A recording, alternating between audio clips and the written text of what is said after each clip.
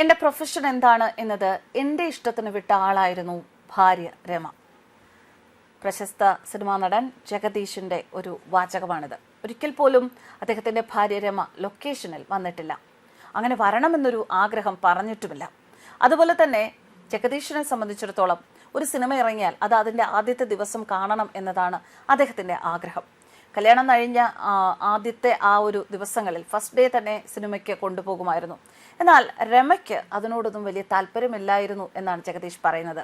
എന്നിട്ടും തനിക്കൊപ്പം രമ വരുമായിരുന്നു. ഒരിക്കൽ ശേഷം കാഴ്ചയിൽ എന്ന സിനിമ റിലീസ് ചെയ്തപ്പോൾ അഡ്വാൻസായി ടിക്കറ്റൊക്കെ ഫസ്റ്റ് ഡേ ഷോയ്ക്ക് വേണ്ടി എടുത്തു. അതുമായി വളരെ ഹാപ്പിയായി രമയുടെ അടുത്ത് ചെന്ന് ആവേശത്തോടെ കാണിച്ചു കൊടുത്തു. ഫസ്റ്റ് ഡേ 6:30 മണിക്കുള്ള ഷോയ്ക്കാണ് ബുക്ക് ചെയ്തത് എന്നും പറഞ്ഞു.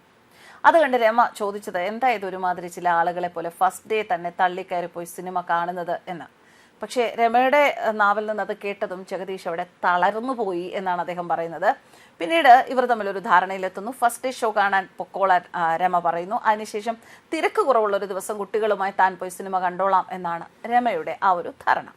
അതുപോലെ മറ്റൊരു കാര്യം ജഗദീഷ് പറയുന്നത്, ഷൂട്ടിംഗ് ഇല്ലാത്ത വെള്ളിയാഴ്ച ദിവസങ്ങളിൽ 3 ഷോ കാണാൻ വേണ്ടി വീട്ടിൽ നിന്നും പൊതിച്ചോറ് കെട്ടി പലപ്പോഴും തന്നെ അയച്ചിട്ടുള്ള ആളാണ് തൻ്റെ ഭാര്യ. വെള്ളിയാഴ്ച വീട്ടിലുണ്ട് എങ്കിൽ ഭാര്യ തന്നെ ഇങ്ങോട്ട് ചോദിക്കും, ഇന്ന് സിനിമയ്ക്ക് പോകുന്നില്ലേ എന്ന്. ഭാര്യ തന്നുവിട്ട ചോറ് കാറിലിരുന്ന് കഴിച്ച ശേഷമാണ് അടുത്ത ഷോയ്ക്ക് കയറുന്നത്. ശരിക്കും ഭാര്യയെ വളരെയധികം സ്നേഹിച്ചിരുന്ന ബഹുമാനിച്ചിരുന്ന ഒരു ഭർത്താവ് തന്നെയാണ് അദ്ദേഹം എന്നുള്ളത് അതൊരു സംശയവുമില്ലാത്ത കാര്യമാണ്. രമ എന്ന അദ്ദേഹത്തിൻ്റെ ഭാര്യയുടെ മരണത്തിന് ശേഷവും അതിനു മുൻപും അദ്ദേഹം പല വേദികളിലും അവരെക്കുറിച്ച് പറയുമ്പോൾ വളരെയധികം ബഹുമാനത്തോടു കൂടിയും ഒക്കെയാണ് സംസാരിക്കാറുള്ളത്.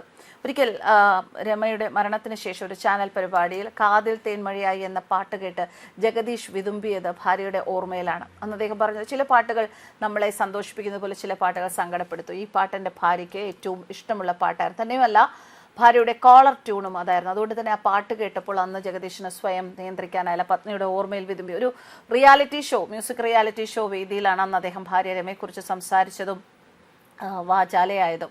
രമയ്ക്ക് ഏറ്റവും ഇഷ്ടപ്പെട്ട ഗായിക എന്ന് പറയുന്നത് KS ചിത്രയാണ്. ചിത്രയുടെ ആ പാട്ടാണ് കോളർ ട്യൂണായി വെച്ചിട്ടുള്ളത്. കാതിൽ തേൻമഴയായി എന്ന പാട്ട്. ആ പാട്ട് എന്നെ സംബന്ധിച്ചിടത്തോളം ഇഷ്ടം എന്നതിനപ്പുറം എൻ്റെ മനസ്സിലൊരു നൊമ്പരമാണ്. സംഗീതത്തിന് നമ്മളെ വേറൊരു ലോകത്തിലേക്ക് ഉയർത്താൻ കഴിയും. രമ ചിത്രയുടെ ഒരു ആർഡൻ ഫാനാണ്. തുടർന്ന് ചിത്ര ആ ഗാനം രമയുടെ ഓർമ്മയ്ക്കായി ആ വേദിയിൽ ആലപിക്കുകയും ഒക്കെ ചെയ്തു.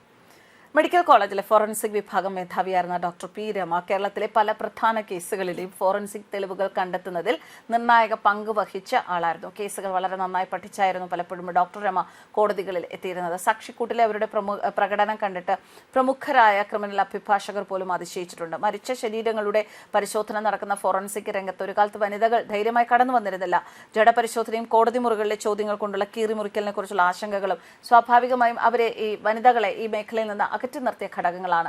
ജീവിച്ചിരുന്ന കാലത്ത് കേരളം അധികമായി അറിയാതിരുന്ന വ്യക്തി ഏറ്റെടുത്ത തൊഴിൽ അതിൻ്റെ എല്ലാ സൂക്ഷ്മതയോടെയും ചെയ്തു തീർത്ത ഡോക്ടറായിരുന്നു ഡോക്ടർ രമ. ഒരു തെളിവും അവശേഷിപ്പിച്ചിട്ടില്ല എന്ന് ഉറപ്പാക്കി കൊടും കുറ്റവാളികൾ ചെയ്തു കൂട്ടുന്ന വലിയ വലിയ കുറ്റങ്ങൾ പ്രോസിക്യൂഷനോട് ചേർന്ന് നിന്ന് ഇതാ നോക്കൂ തെളിവിൻ്റെ ഒരു മുടിനാരിഴ അല്ലെങ്കിൽ കണ്ണിൽപ്പെടാത്ത ശരീരാവശിഷ്ടം എന്ന് പറഞ്ഞ് കുറ്റവാളികളെ വിറപ്പിച്ച ചരിത്രം ബാക്കി നിർത്തിയാണ് ഡോക്ടർ രമ മടങ്ങിയത്. തെളിവില്ലാതെ വിട്ടുപോകുമായിരുന്ന പ്രമാദമായതും അല്ലാത്തതുമായ നിരവധി കേസുകളിൽ ഫോറൻസിക് തെളിവുകളുമായി രമ പലപ്പോഴും പോലീസിനോട് ചേർന്ന് നിന്നു. 1985 doctor P Rama forensic surgeon ആകുന്നത്. കേരളത്തെ പിടിച്ചുലച്ച സിസ്റ്റർ അഭയ കേസ് 2019 CBI കോടതിയിൽ ആരംഭിച്ചപ്പോൾ പ്രോസിക്യൂഷൻ സാക്ഷിയായിരുന്നു ഡോക്ടർ രമ. പക്ഷെ അപ്പോഴേക്കും രോഗാവസ്ഥയിൽ അവശയായി പോരുന്ന ഡോക്ടർ രമയിൽ നിന്ന് മജിസ്ട്രേറ്റ് വീട്ടിലെത്തിയായിരുന്നു മൊഴിയെടുത്തത്. അന്നൊന്നും അവർ കേരളത്തിലെ അറിയപ്പെടുന്ന നടനും ആഘോഷിക്കപ്പെടുന്ന വ്യക്തിയുമായ ജഗദീഷിന്റെ ഭാര്യയാണ് എന്ന് അടുത്തവർക്കല്ലാതെ ആർക്കും അറിയുമായിരുന്നില്ല. എന്തായാലും മരിച്ച കാലങ്ങൾ കഴിഞ്ഞിട്ടും ഡോക്ടർ രമ എന്ന തൻ്റെ പ്രിയ പത്നിയെക്കുറിച്ച് ഇത്തരം കാര്യങ്ങൾ അതേ ഊഷ്മളതയോടെ പങ്കുവയ്ക്കാൻ